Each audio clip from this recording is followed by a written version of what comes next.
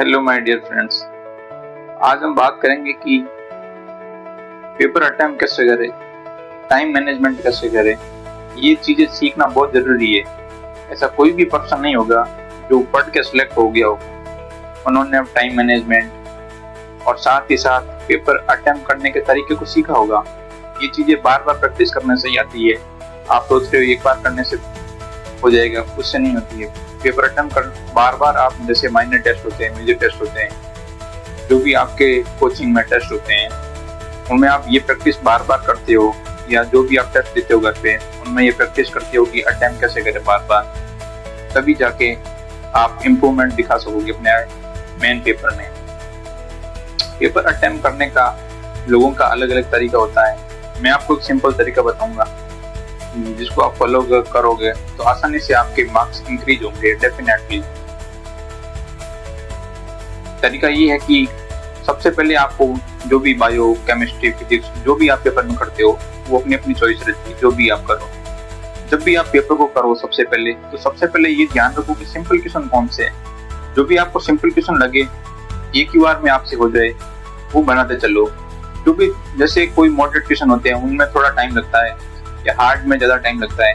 आप सबसे पहले क्या करो, जितने भी इजी क्वेश्चन है पेपर में, जो बायो का करोगे तो बायो का कर लिया, केमिस्ट्री कर लिया, फिजिक्स कर लिया, जो भी कर लिया, सारे सिंपल क्वेश्चन जितने भी है जो एक बार में बन जाए, पढ़ते ही समझ आ जाएगी इसका आंसर, तो मुझे पता लग गया, फिर हो जाएगा। थोड़ा बहुत टाइम लगे, कभी कैलकुलेशन फंस जाओ, और या कभी हार्ड क्वेश्चन वो होते हैं जो एक बार पढ़ने में समझ नहीं आए। मॉडरेट में तो एक बार में समझ आता है, लेकिन फंस जाते, थोड़ा बहुत कंफ्यूजिंग रहता है, दो आंसर में ये होगा वो होगा, या कैलकुलेशन फंस जाते क्या होगी।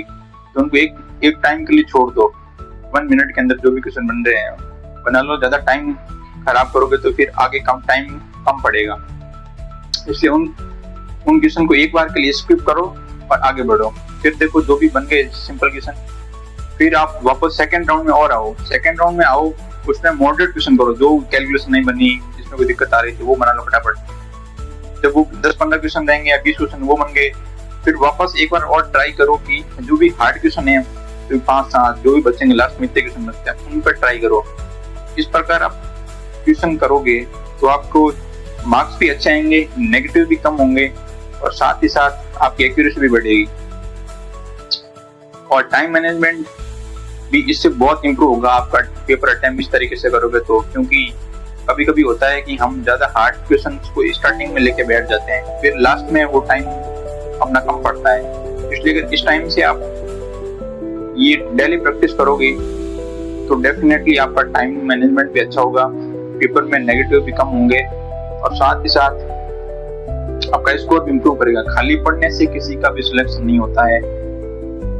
जो time management plus paper attempt करना सीख जाए उसका सिलेक्शन होता है। पढ़ना अलग बात है, और ये पेपर में ये अटेम्प्ट करना, टाइम मैनेजमेंट, ये अलग बात है। आप पूरा पढ़ के चल जाओ, आपके पास टाइम मैनेजमेंट नहीं है तो आप 2 घंटों में बायोकेमिस्ट्री कर लोगे, फिर भी आपका सिलेक्शन नहीं होगा। इसलिए इन चीज़ों का ध्यान रखना बहुत ज़रूरी है। पेपर अटेम्प्ट करना, टाइम मैनेजमेंट करना, ये चीज़ें बहुत इम्पोर्टेंट है एक एस्पिरेंट के लिए।